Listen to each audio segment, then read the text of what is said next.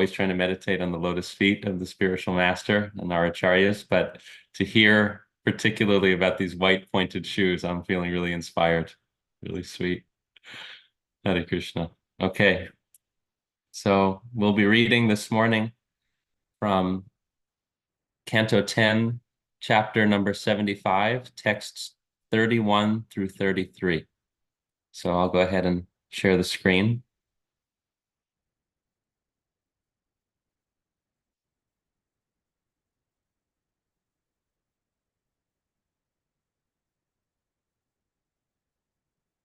All right, did that come through? Okay.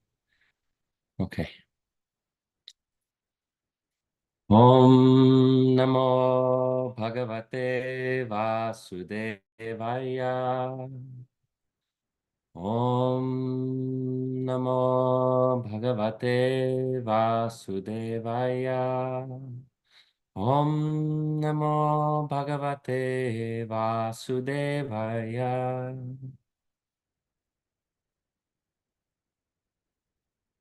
Ekadanta puretasya vikshya duryodhana shriyam atapyad rajasuyasya mahitvam chachutatmanaha.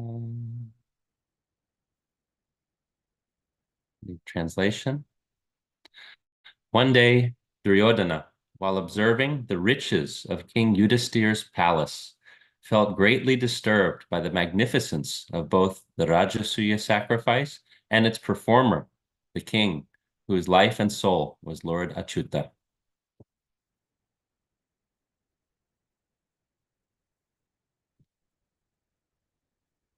Yashmim Snarendra Diti Jendra Surendra Lakshmir Nana Vibhanti Kila Vishwa Srijopakliptaha Tabihi Patin Drupada Raja Suto Pataste Yasyam Vishakta Hridaya Kururad Atapyat. Translation. In that palace, all the collected opulences of the kings of men, demons, and gods were brilliantly manifest, having been brought there by the cosmic inventor, Mayadanava. With those riches, Draupadi served her husbands, and Duryodhana, the prince of the Kurus, lamented because he was very much attracted to her. Our final verse for this morning.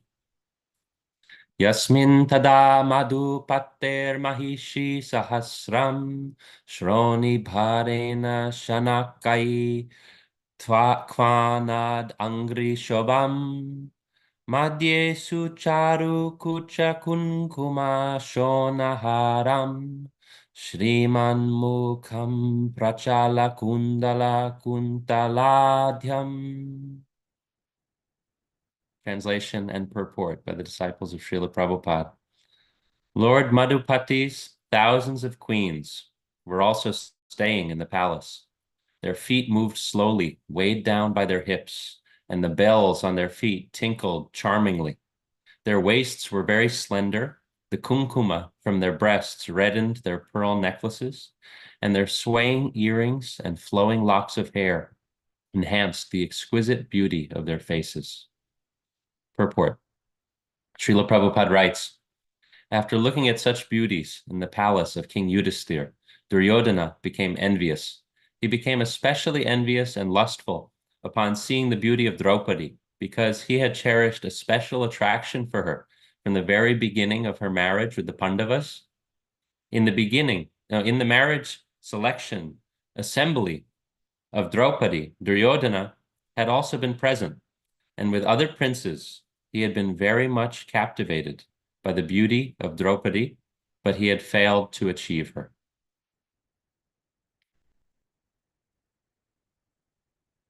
So we'll just offer some invocation prayers, seeking mercy, blessings, accompaniment of our acharyas and of the Supreme Lord and of the devotees. Om Jnanatimirandasya Gyananjana Shalakaya Chakshurunmilitam Yena Tasmai Shri Gurave Namaha.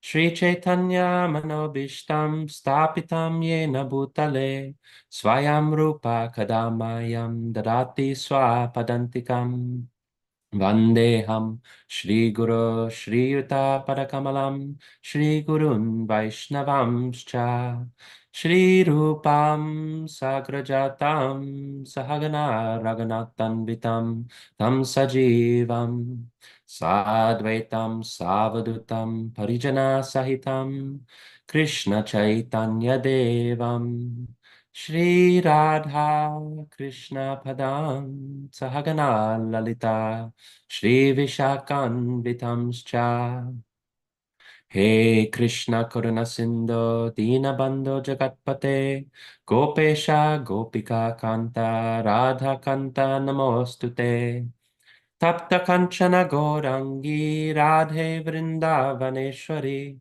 Vrishabhanu Sute Devi Pranamami Hari Priye Vancha Kalpatarubhyascha Kripa Sindhubhya Evacha Patitanam Bhavanebhyo Vaishnavebhyo Namo Namaha Jaya Shri Krishna Chaitanya Prabhu Nityananda Shri Advaita Gadadhara Shrivasadi Gaura Bhakta Vrinda Hare Krishna Krishna Krishna Hare Hare Hare Rama Rama Rama Hare Hare.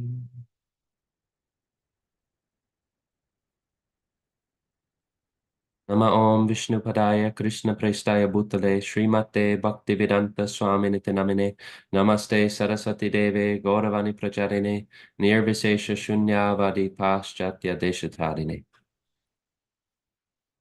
Okay, so before we begin, just like to, with my whole heart, thank everyone again and also humbly request everyone's blessings and well wishes and goodwill that we may have a meaningful discussion this morning that leaves everyone with something to walk away with, leaves everyone with something that can be personally inspiring for us on our spiritual paths today and hopefully ongoingly.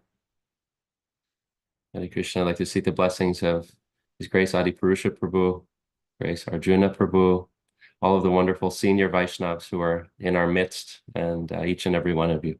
Hare Krishna. So, in these texts, we're hearing about something that is all too familiar for many of us, which is envy and covetousness, comparison of oneself to others on a material level. So this is a severe affliction of this world and of the heart. And we see an interesting contrast in these verses, the preceding verses, where the subjects of Maharaj Yudhisthira, they're actually in great jubilation. They're celebrating. They're having a wonderful time because we can say that they feel the shelter offered by a pure devotee king like Maharaj Yudhisthira, and they're willing to avail that shelter. Sometimes in order to avail shelter, we have to accept the fact that we are subjects, right? That we are not the rulers, but that we can be peacefully, gratefully under the shelter of those whom can sincerely, genuinely give us that shelter. So the subjects of Maharaj Yudhisthira, the relatives, the citizens, they're feeling very jubilant. However, Duryodhana, he places himself in a different mindset. He places himself in a mindset of competition, and one that's not only a material competition, but interestingly, a spiritual sort of envy as well. He sees Maharaj Yudhisthira's connection to the Supreme Lord. He knows how connected Maharaj Yudhisthira is to Krishna. And in this way, he also feels some envy in this direction. So envy is just burning within Duryodhana.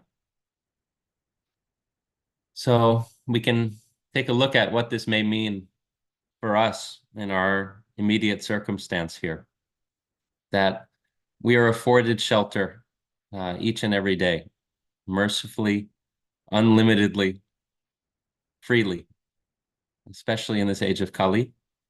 Chaitanya Mahaprabhu is offering shelter, opening the storehouse of love for anyone and everyone who seeks to welcome that shelter, regardless of any qualification. And in fact, not only considering who wants it, but Chaitanya Mahaprabhu, as we see in the continuation of our modern day Sankirtan movement, is that there are very merciful Vaishnavas going out, approaching those who didn't even know that they needed this kind of mercy. So there's a tremendous mercy that's being afforded us. And our only qualification, sometimes you can say, is just how willing are we to accept that mercy? How willing are we to take on what is coming through the mercy of Srila Prabhupada and the devotees? Can we show up for it? So when we take shelter, when we do take shelter, hopefully gradually, increasingly, we are cared for and we experience happiness. Because when we feel that genuine care at the deepest level for who we really are, for us as spirit souls, of course, not saying that care for the body and mind and physical self are not important. Ideally, in a spiritual community, we're feeling cared for on all of those levels. But the deepest satisfaction is coming from feeling cared for as a spirit soul, part and parcel of Krishna. So when we falsely take on a competitive spirit of separate enjoyment, then we're bound to be foiled. We're bound to either one, spend our so much time, effort, energy chasing this sense of fulfillment and not finding it, or even for those few you can say lucky ones, right, who are able to actually find the material fulfillment that they're really seeking, very soon they'll have the experience that it's not really fulfilling them on the level that they were expecting or hoping. So either way, when we take that kind of competitive spirit to enjoy separately from Krishna, we're destined to be disappointed and also to be disillusioned. And I was thinking a little bit about this word disillusioned. It's kind of interesting, kind of heartening, isn't it? Disillusioned, that our illusion can go away eventually through these kinds of disappointing experiences, that we can have an experience where we were expecting to enjoy in such a way, or we were expecting to feel such a profound fulfillment. Then we may actually reach what we had envisioned as like the apex of happiness or of joy that we're seeking in this world. And to be disillusioned, that illusion that this is it goes away. And hopefully on this spiritual path, we are constantly kind of seeking out this higher taste, different things that perhaps we thought would give us a very abiding happiness, prove themselves to not deliver in the same way that we thought. So that's an experience of being disillusioned. So we can relate so much to this experience of seeking, seeking competition, or just feeling that we're in competition in a subtle way, practically everywhere. I myself, I struggle very much with competition. I don't like it at all. I find it to be really distasteful in most cases. And even like growing up playing sports, things like that, I couldn't take it seriously actually, because I just didn't like that feeling of competition. And of course, there's space in this world for healthy competition. And, even spiritual competition, Srila Prabhupada explains. But it should be done in a spirit, ultimately, of togetherness, of really wishing others well. So then, in that sense, it's not the same kind of competition that we're trying to like step on other people's heads in order to get up.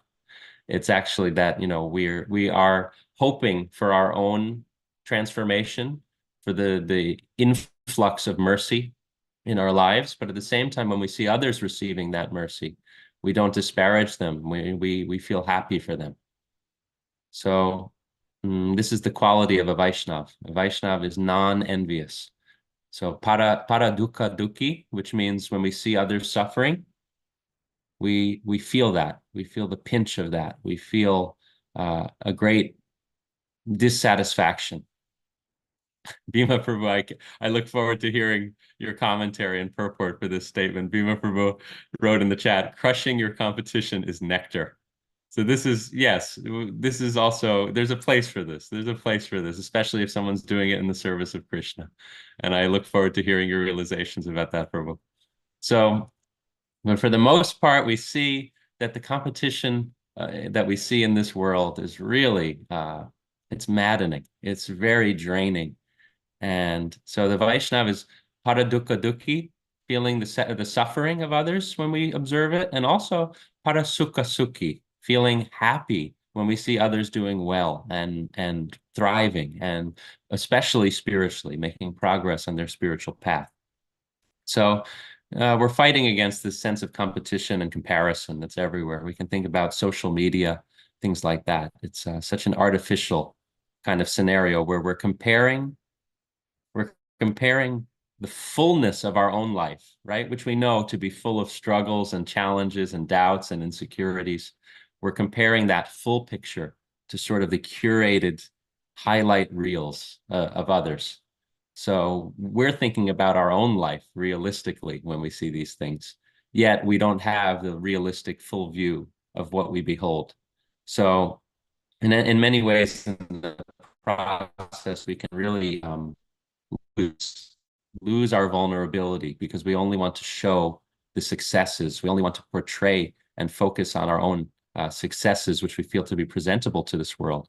But actually, vulnerability endears us to others in so many ways. If those are trusted, if those are the right souls that we share our vulnerability with, it really endears us to them. So we lose something by feeling that we can't express that vulnerability. We're seeking to be vulnerable before kind-hearted devotees and well-wishers, in particular, of course, our guru. So let's continue along here. So we may experience envy in terms of witnessing the spiritual progress of others, and something that my spiritual master shared, which I found to be very instructive and helpful, is that if we feel envy toward others by seeing them making rapid spiritual progress, we can actually feel very heartened. Krishna is helping me too. Krishna is making these people better sangha for me. I have better sangha because all of my friends and the devotees around me are making such great progress. So this is a great benediction for us too, if we can accept it without that spirit of envy. We can say, wow, I'm so fortunate to be in such great sangha, and it's only getting better as these devotees around me are making such wonderful progress. So a question also about envy is, where is our identification? Where does our identification lie? If it lies in our false ego and some temporary designations about our material achievements, our material post, about our body, so many things. If our main designation is there, then we are bound to be affected by so many perceived insults and wrongdoings in this world. We'll take it really to heart, and it will be painful.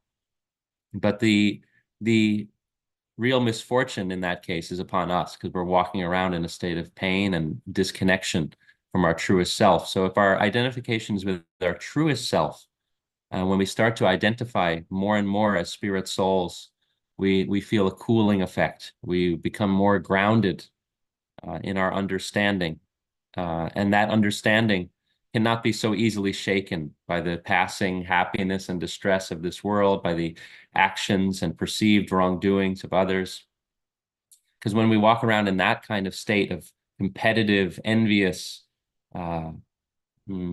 vitriol toward others, there's a quotation. It's a Turkish proverb. It says, sour vinegar harms its container. Right? So if we're carrying that around with us, it's going to have an effect on us. And there's a quote, it's often attributed to Mark Twain. I tried to research it the jury is out about whether Mark Twain actually said it, but it's a nice quote.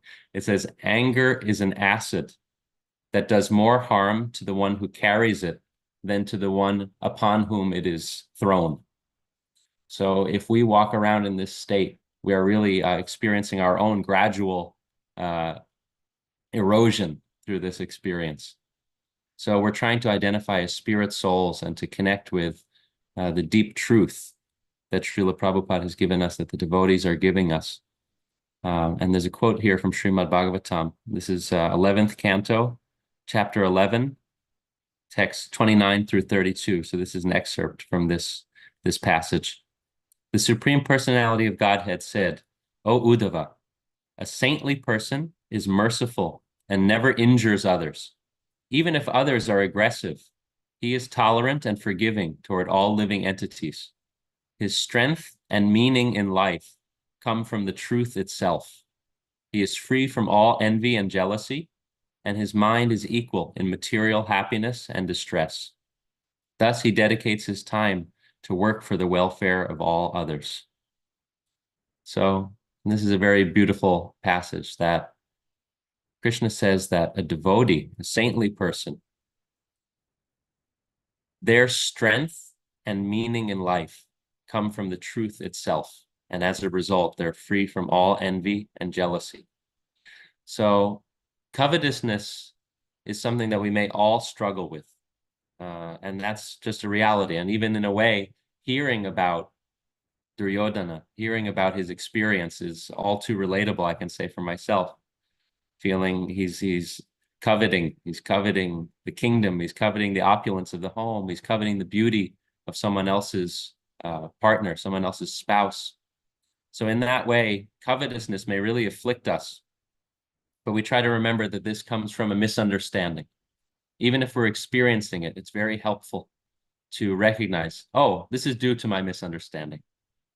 This misunderstanding will, we pray, by mercy, gradually be cleared up. And I'll tap more into truth, which gives deeper satisfaction, which gives a freedom from these feelings of comparison, covetousness, envy.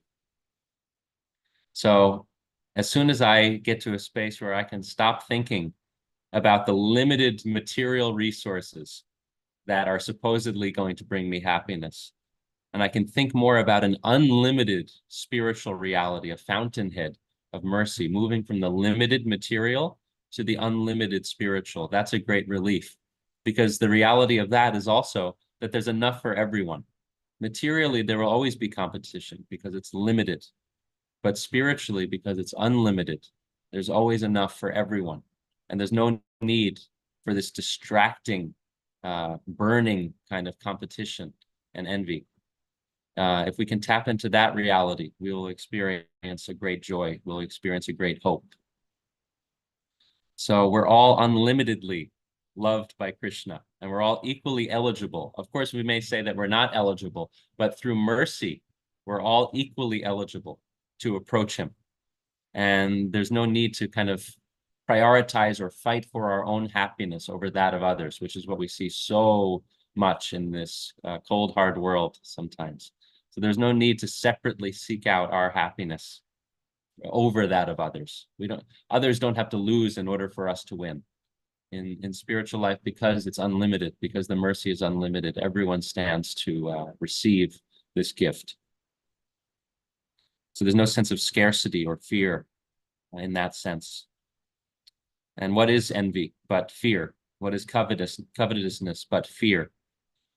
I'm not going to get what I need. Everyone else has it. What's wrong with me? So Krishna invites us, whoever we are, Krishna invites us to be happy and grateful under his shelter. And in thinking about this, we can envision the Brajvasis, residents of Vrindavan, under Govardhan Hill. When Krishna is lifting Govardhan Hill, they are all feeling this shelter, literally the shelter, right, of beautiful Govardhan Hill, like an umbrella, effortlessly lifted by Krishna's left pinky finger. And they're experiencing that shelter, and none of them are saying, oh, this person's more covered by Govardhan than I am, or this person is somehow in a preferential situation, right? Everyone is covered, sheltered, taken care of by this beautiful Supreme Personality of Godhead. And as they're there, all their needs are taken care of. It's not like they were camping out in some austere way. Everyone's actually taken care of underneath the shelter of Govardhan. And also they have a rare opportunity, rather than having to only catch a glimpse of Krishna frolicking in the fields with the cowherd boys, for example. They get to just actually gaze upon his form and meditate upon him for a duration of time. So this is a meditation upon the shelter that we stand to receive if only we can accept it progressively, gradually, more and more. So the residents of Vrindavan, they are sheltered by Krishna. And there's no sense of this person has more than I do. This person, I want what they have. Everyone is peaceful and sheltered and meditating upon the beauty of the Supreme Lord, gazing away from what's going on in my world and looking at what lies before us as well. That can sometimes be a very helpful perspective shift when we're in a space of envy or self-centeredness. So we may feel that we need to make so many changes, we need to make so many transformations in order to earn this shelter. But actually the shelter is not to be earned. Of course, we do our best. We pray to transform, to become more and more fit recipients of Krishna's mercy. But also this mercy is there, and the taking shelter is what will help us to transform.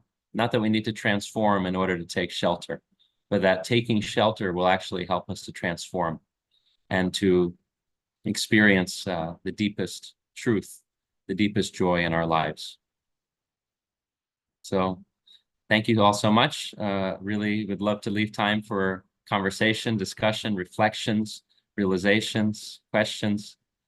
So thank you all so much. All glories to Srila Prabhupada. All glories to the devotees. Hare Krishna. All glories to Dina Bandhu, Prabhu. I really love the point you made, how you don't have to transform to take shelter. You can come as you are, and that taking shelter will transform you. Thank you. Wow. Such a hope-giving point.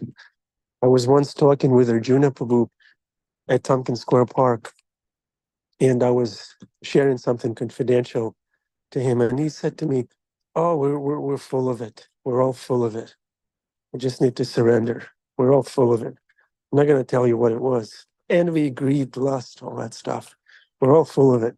That's Arjuna Prabhu's words. Jai, Hare Krishna. Okay, let's do some Naimisharanya forest type of exchanges, please. Jamuna Jaya. Hare Krishna, Dina Bandhu. Thank you so much for a wonderful class. I have so many thoughts and reflections. One of the things, Virgilia was talking just the other day, and she brought up this thing about envy of devotees, and I love that she was quoting Bhakti Tirtha Maharaj. And what he was saying is that if we get envious of devotees, it's like saying, what? You don't want them to do their best for Krishna?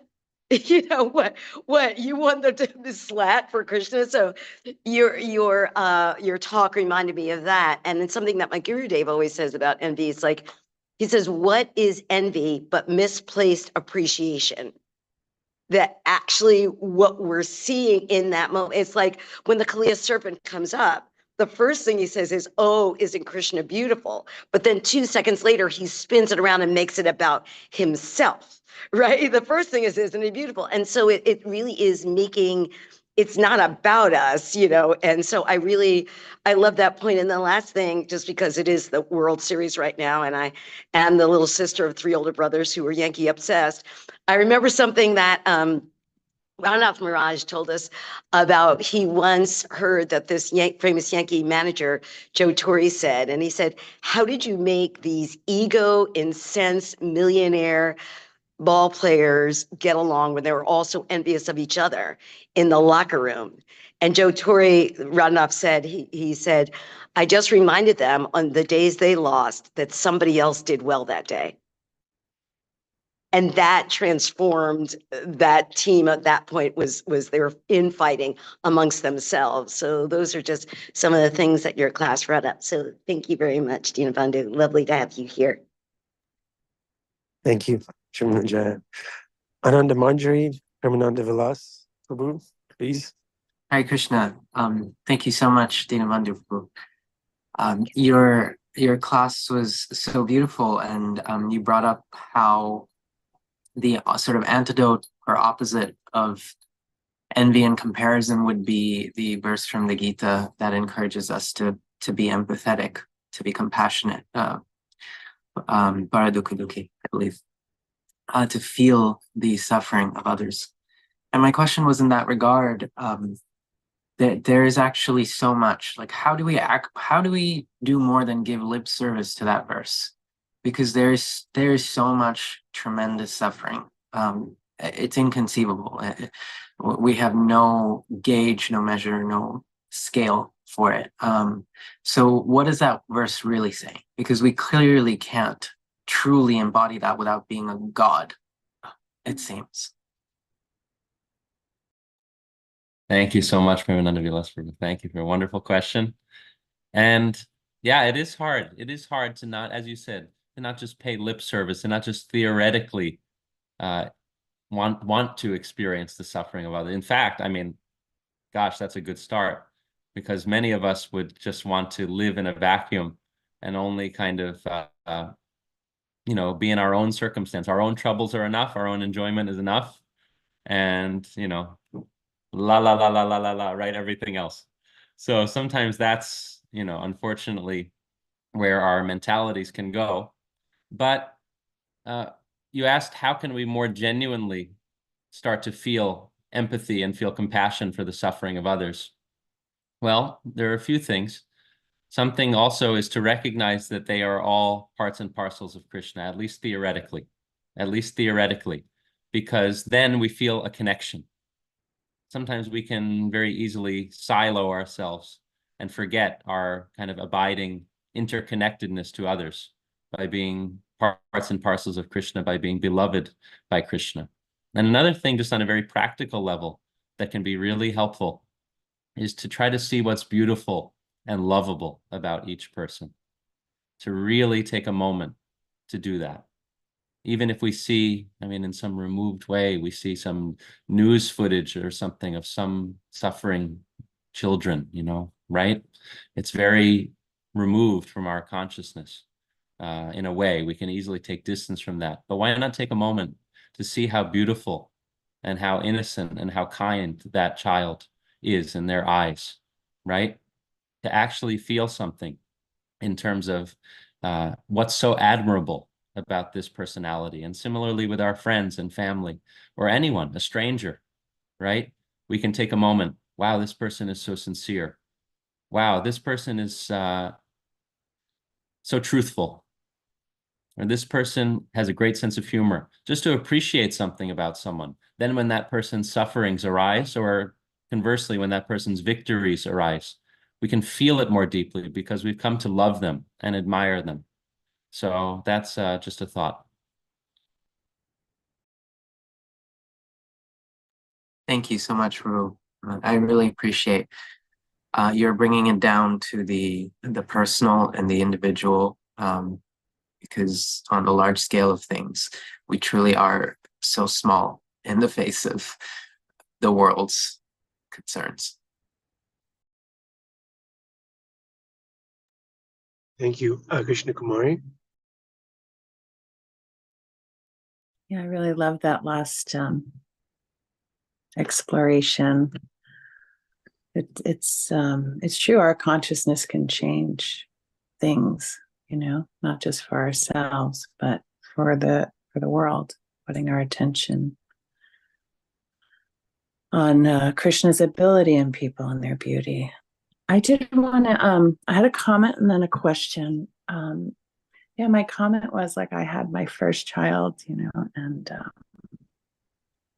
and he was really competitive, and it really bothered me. Like, the kindergarten teacher would even call me up and be like, oh, he took somebody's hat and ran with it. And then I started to realize he wasn't bullying. He actually just really liked the chase, liked the the excitement. And it really changed my my experience of competition. And then, today I have my youngest son's football game, and I'm making prasadam for like 100 people.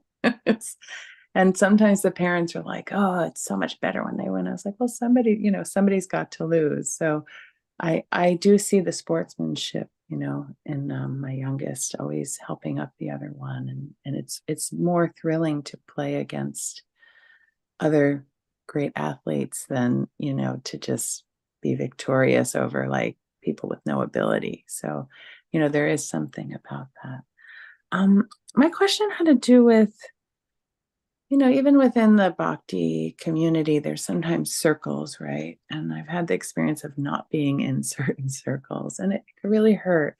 And then I've had the experience of them being allowed in that circle, but then I can't invite anyone else into that circle. And I've sometimes thought like, I'd rather be outside the circle than to be in it and not be able to share it with others. And I don't know. I just wondered if you could speak to that, like, just like the real kind of life of, I don't know, even the culture within the bhakti movement, and how does one navigate that to keep their heart, protected and loving. Thank you so much, Krishna. Thank you. Thank you very much for sharing also about your realizations of competition and starting to see it and appreciate it in a deeper way. That's motivating for me. And yeah, that's very nice to just appreciate what's good about that and to see that it can be engaged with in a positive way and in a caring way. So, and then, yes, your question is a wonderful one and really something that is very, very important to think about and to consider. And I've also felt that, of course, we can't help but observe, right? In our communities, there may be circles. Some have permeable walls, some have impermeable walls, like that. So on one level, we can say that this is an expression of a deeper reality of the spiritual world, that there are circles, there are clusters of devotees who do their eternal service together. But at the same time, we recognize that in this world, those clusters may also be formed out of not so much the same intention or the same spirit. And it's a very human thing. It's okay. But sometimes we look for community within community. Sometimes like the community is a little broad for some devotees, and what helps them to stay around. You're talking about what helps us to stay around. Sometimes what helps devotees to stay around is to find a small sangha within the sangha. And that, unfortunately, when we're all at the festival together, may start to appear like cliques or something like that. And so Chaitanya Mahaprabhu, one nice example is that Chaitanya Mahaprabhu, he went to the Jagannath Mandir every day. So for him, you can say that for Chaitanya Mahaprabhu, he recognizes the importance of temple life. He would go and be part of temple life and would be with the assembled devotees in the Jagannath temple. But at the same time, he also had Gambhira, and he would go quietly to his personal place and just interact with a few close associates and speak about very deep topics. So for all of us, we need that. We need the larger community experience, and we also need a small, close, intimate sangha. But as you're talking about how it's expressed in the bhakti community, I think that, yeah, in order for us to stay, to keep our heart, is also to try to see how everyone is kind of receiving nourishment in their own different ways. And we hear that sometimes that analogy about how sometimes the community or the temple can be like the hospital, where it's not that everyone's been cured. Everyone's looking for what they need to kind of be well and to connect more deeply. So that's one way of looking at it that can be kind of heartening, and also for our own selves to make sure that we are seeking and hopefully receiving the sangha that is nourishing for our hearts, and really looking for that, those friendly connections. That's also very important. So yeah, these are some thoughts about that. I recognize that I actually haven't fully approached your question, and I would like to speak more about it. It's a really important topic. So I'll be thinking on it, and we can continue the conversation somehow, some way. So thank you. Thank you. Okay, we have Ananda Manjari, followed by Bhima Prabhu.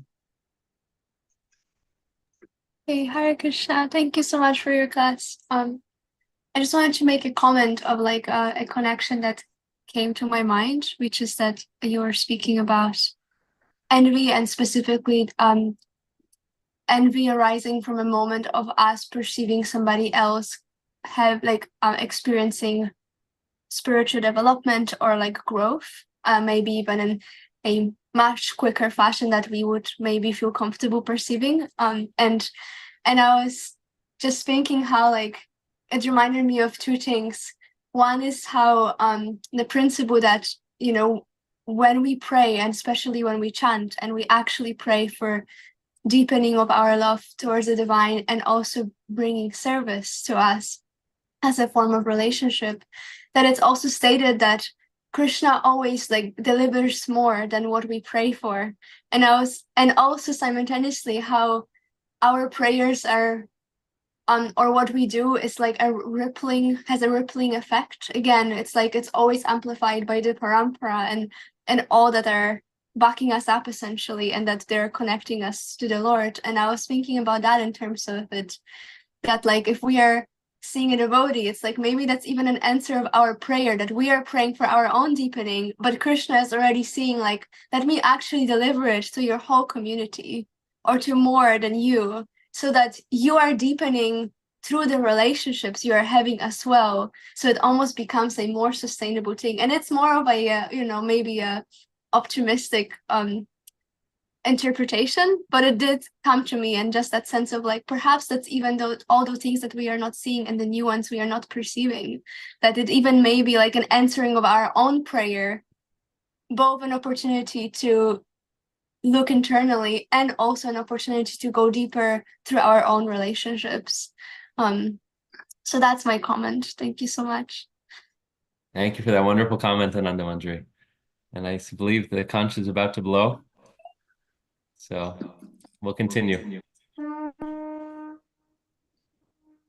Thank you. Thank you, dear Prabhus. Turn on your cameras if you can, please.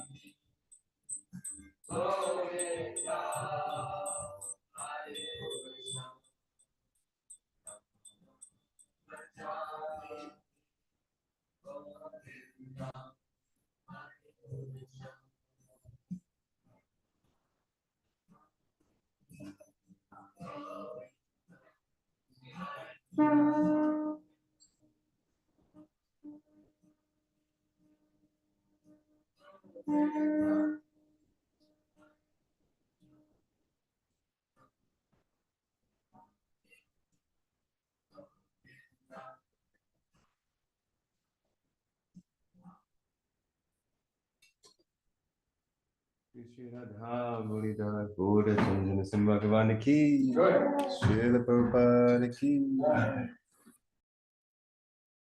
Hare Krishna, welcome to the Afterglow.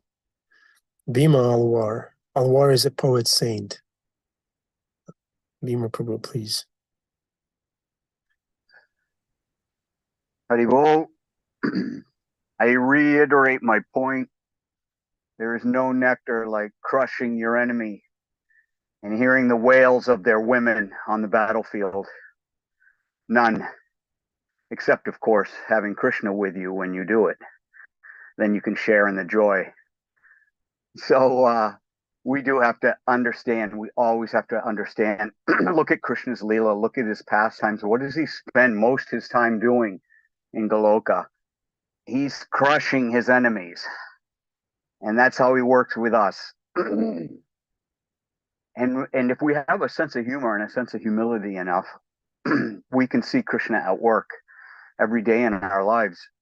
And that the things that we do in this world, there's really nothing wrong with it if we're doing it in Krishna's service or somehow bringing Krishna or remembering Krishna while we are fulfilling a proclivity. That proclivity may be a gentle, beautiful art like garland making, or it may be, as in some devotees who have now gone on to be sannyasis and temple presidents. They were ones who, in the 60s or 70s, in a Sankirtan line, protected the devotees from rascals who were trying to cause physical harm to the devotees. So there's all sorts of talents that Krishna gives us. Our samskaras, that even our conditioning can be used in Krishna's service. And it only takes a sense of humor and a sense of humility. Once again, I reiterate, if we understand that we are, as was stated earlier, little players on a stage. And even Krishna himself, Prabhupada says several times, that Krishna is an actor in a play. And that we should always understand and remember that all the world's a stage. And here we are, and we have our parts to play. Each man in each woman in his time has a part to play, and that we should do it to our best ability. If we are a husband and a father, then we have to put our shoulders to it and not hesitate to be the best husband and the best father, because there's no better preaching. If you are coming into Vanaprast, then you have to put your shoulder into making most of your time in doing the things that remind you of Krishna in your own heart, in a more contemplative and reclusive way, letting go of the world. That's a big thing here. We must play our part like Arjuna. Krishna says, fight without fear.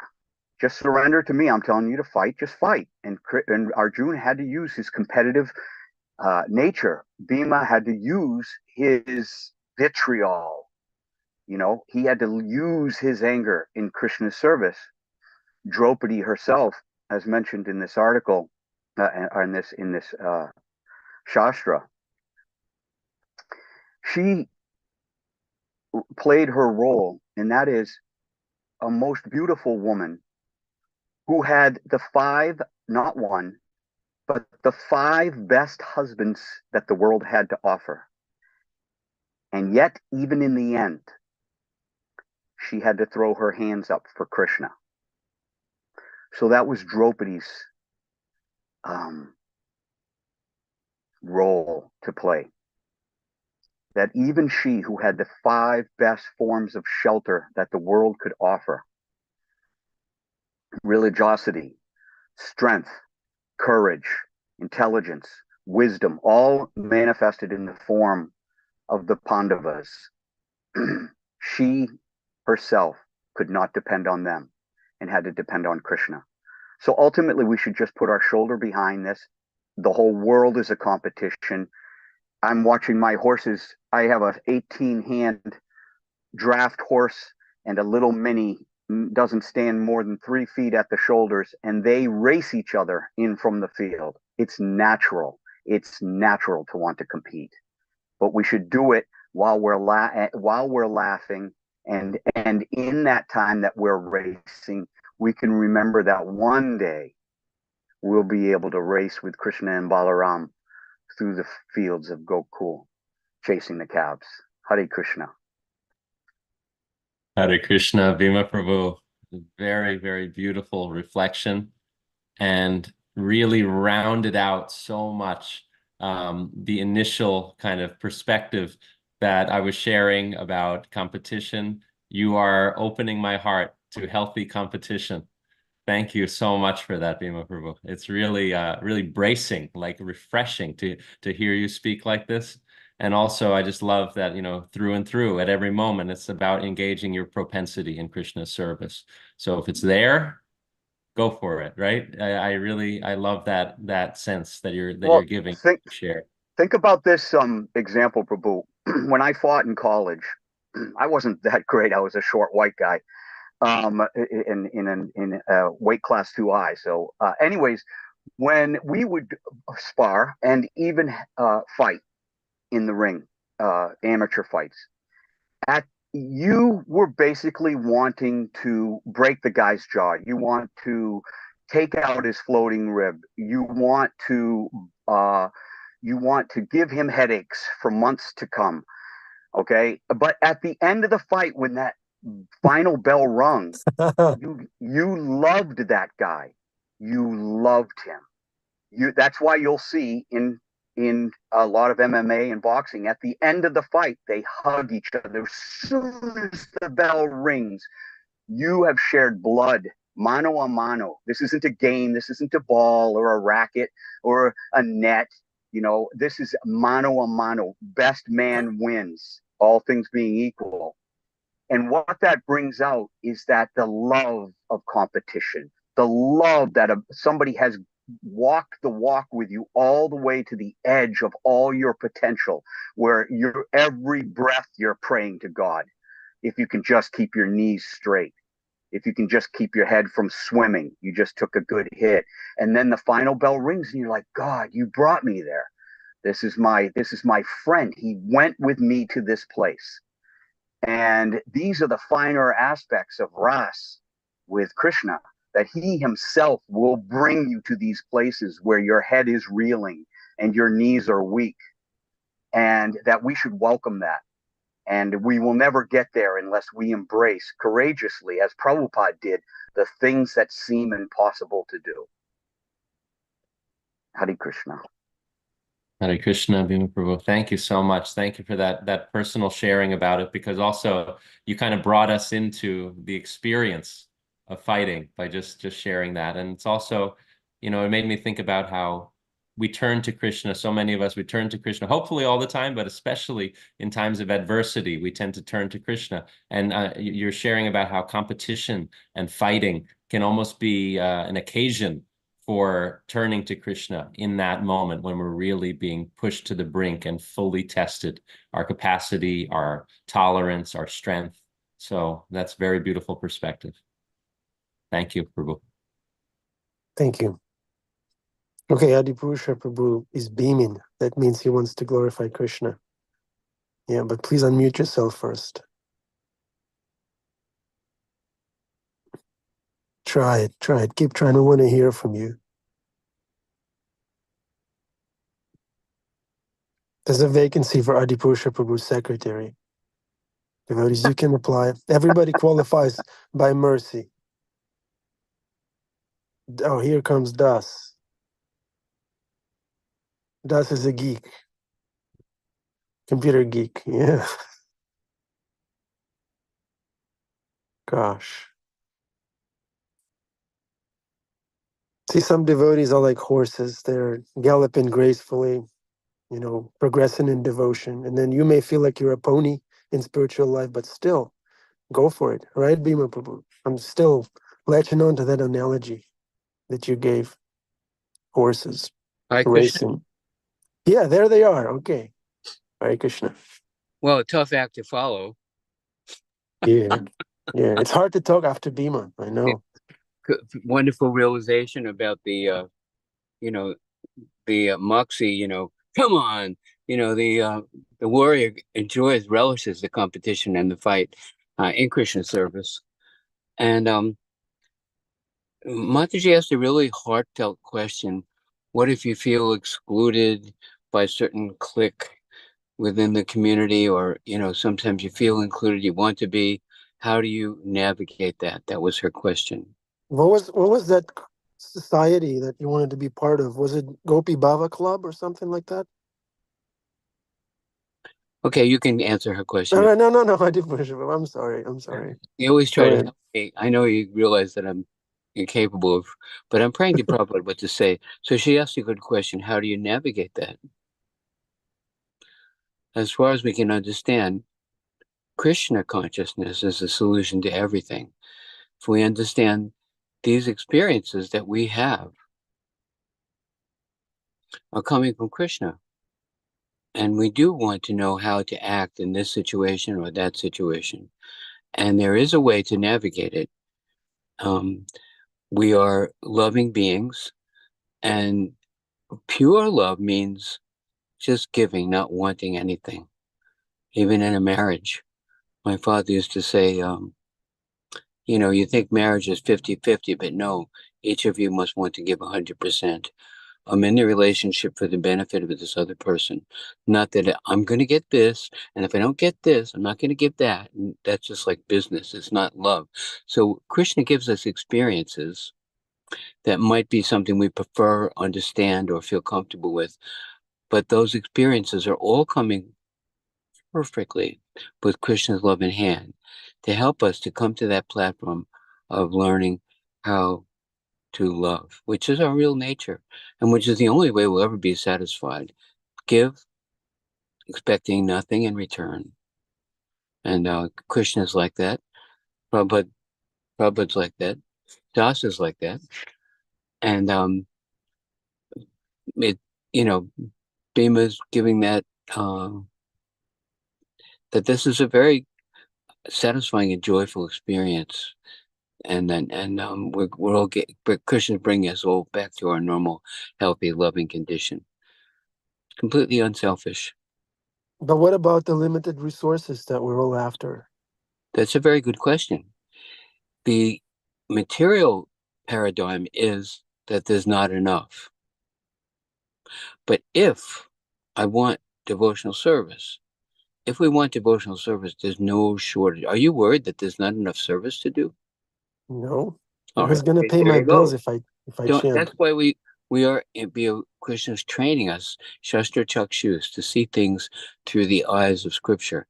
In the Chinese language, there's one character that says, the way things seem to be.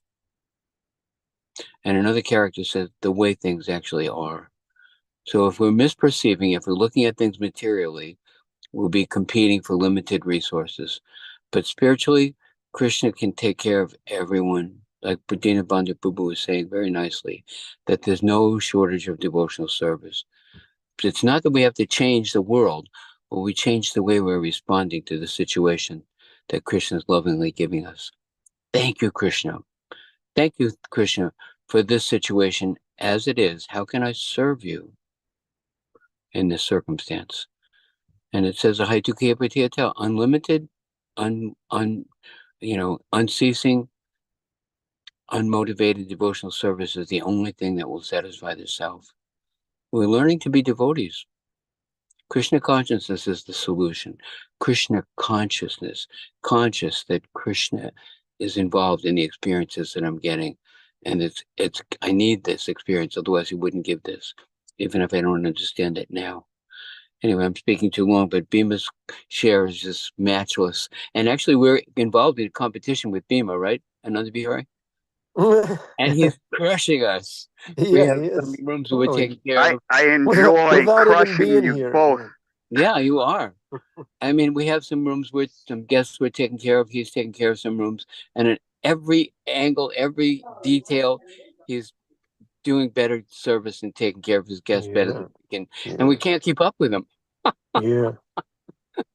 Hardcore. Everything I'm doing is on the foundation of your magnanimity, Adi, and Ananda Bihari's super wise, lawyer-esque intelligence.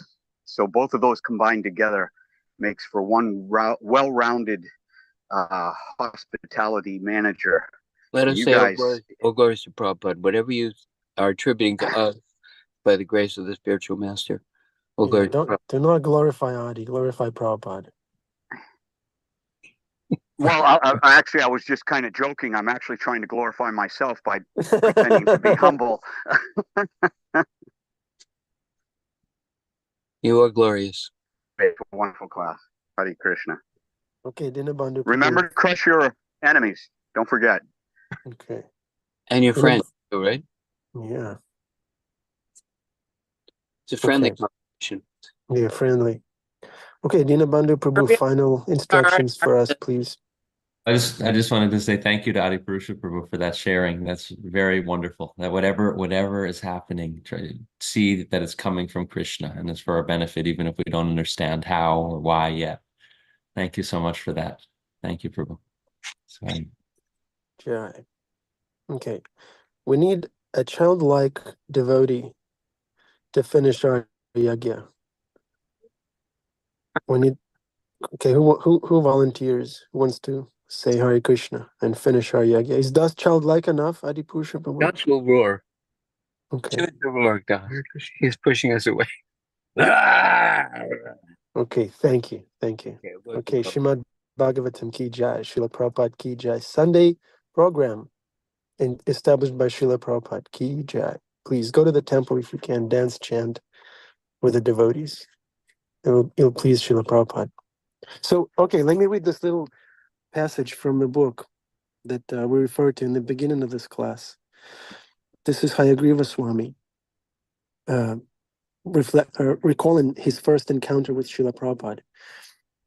I first see him just after crossing the Bowery at Houston Street.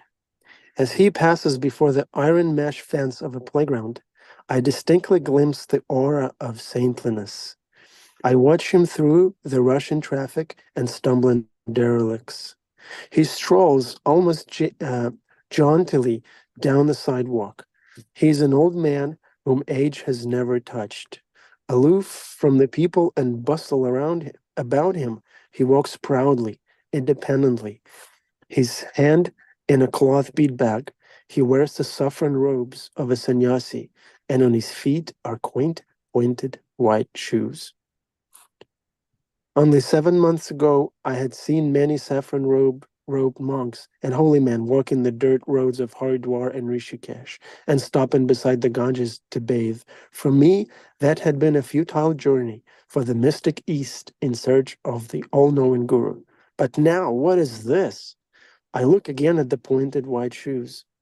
Did this man follow me all the way from North India? Or did he just suddenly descend from the clouds onto Manhattan sidewalks? I decide I must speak to him. Isn't that sweet? To witness such a wonderful reflection on the Guru. All right. Hare Krishna, Srila Prabhupada Ki Jai. Thank you, Prabhus. Haribol.